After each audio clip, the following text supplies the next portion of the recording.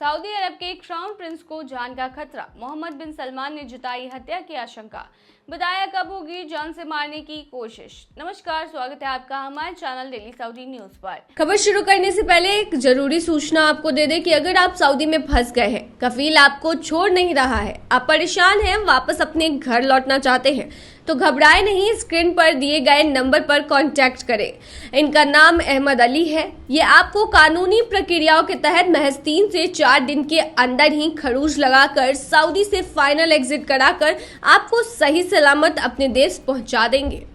देखिए, सऊदी अरब के crown Prince Mohammad बिन सलमान की जान को खतरा है। अमेरिकी न्यूज आउटलेट पॉलिटिको में छपी रिपोर्ट के मुताबिक एमबीएस ने अमेरिकी कांग्रेस के सदस्यों से कहा है कि वो अमेरिका और इजराइल के साथ एक बड़ी सौदेबाजी कर अपनी जान को खतरे में डाल रहे हैं, जिसमें सऊदी का इजराइल के साथ संबंधों को सामान्य बनाना भी शामिल है। पॉलिटिको के अनुसार एक मौके पर एमबीएस ने मिस्र के नेता अनवर सादात की तरह अपना हाल होने को लेकर चिंता जताई है। इजराइल के साथ शांति समझौते करने के बाद सादात की हत्या कर दी गई थी। प्रिंस ने सवाल किया है कि आखिर अमेरिका ने अनवर सादात की रक्षा के लिए क्या किया। प्रिंस सलमान ने अपने सामने आने वाले खतरों पर चर्चा की और बताया कि आखिर किसी भी समझौते में फिलिस्तीनी देश के लिए एक अपरिवर्तनीय रास्ता क्यों शामिल होना चाहिए, खासकर अब जब गाजा में युद्ध ने इजराइल के प्रति अरबों के गुस्से को और भी बढ़ा दिया है।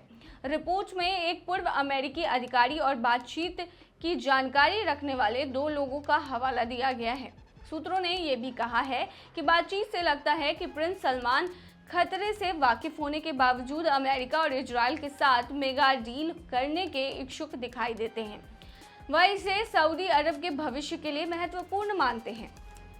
काफी हद तक इस गुप्त और अभी भी विकसित हो रहे समझौते के बारे में कई रिपोर्ट सामने आई है।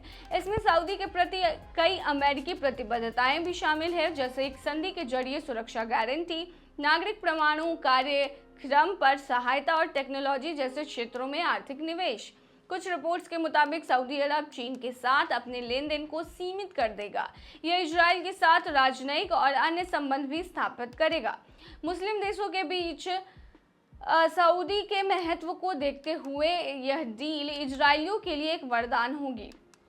रिपोर्ट्स ये भी कहती है कि एमबीएस की नाराजगी के बावजूद इजरायली सरकार समझौते में फिलिस्तीनी देश के लिए एक रास्ता बनाने के लिए तैयार नहीं है। गाजा में इजराइल के हमले के बीच इस साल की शुरुआत में सऊदी अरब ने अमेरिका से कहा कि उसका रुख ये है कि इजराइल के संग कोई राजनयिक संबंध नहीं होंगे जब तक इजराइल 1967 की सीमाओं के साथ एक स्वतंत्र फिलिस्तीनी देश की मान्यता नहीं दे देता। इससे पहले व्हाइट हाउस के राष्ट्रीय सुरक्षा प्रवक्ता जॉन किर्बी ने कहा था कि बाइडेन प्रशासन को सकारात्मक प्रतिक्रिया मिली है। सऊदी अरब और इजराइल सामान्यीकरण पर बातचीत के लिए इच्छुक है। वहीं बता दें कि क्राउन प्रिंस ने अब जो है वो जाकर खुलासा किया है कि उनकी जान को खतरा हो सकता है अगर वो अमेरिका द्वारा इजराइल के साथ करा रहे समझौते को लेकर आगे बढ़ते हैं, तो उनकी जान को खतरा हो सकता है। क्राउन प्रिंस ने ये चिंता जाहिर किया है कि जब वो इजराइल के साथ समझौता करेंगे तो क्या अमेरिका उनकी सुरक्षा की गारंटी देगा। इसको लेकर बातचीत हुई है, जिसके बाद ये बड़ा खुलासा हुआ है, जिसमें कहा गया है कि क्राउन प्रिंस को अपनी जान की चिंता सता रही है। उन्हें ऐसा लग रहा है कि इजराइल के साथ अगर समझौते पर वो आगे बढ़ते हैं तो उनकी जान को खतरा हो सकता है। हालांकि फिर भी वो इजराइल के साथ होने वाले समझौते के लिए पूरी तरह से तैयार दिखाई दे रहे हैं। तो ये थी तमाम जानकारी। बने रहिए ऐसी तमाम खबरों के लिए डेली सऊदी न्यूज़ पर।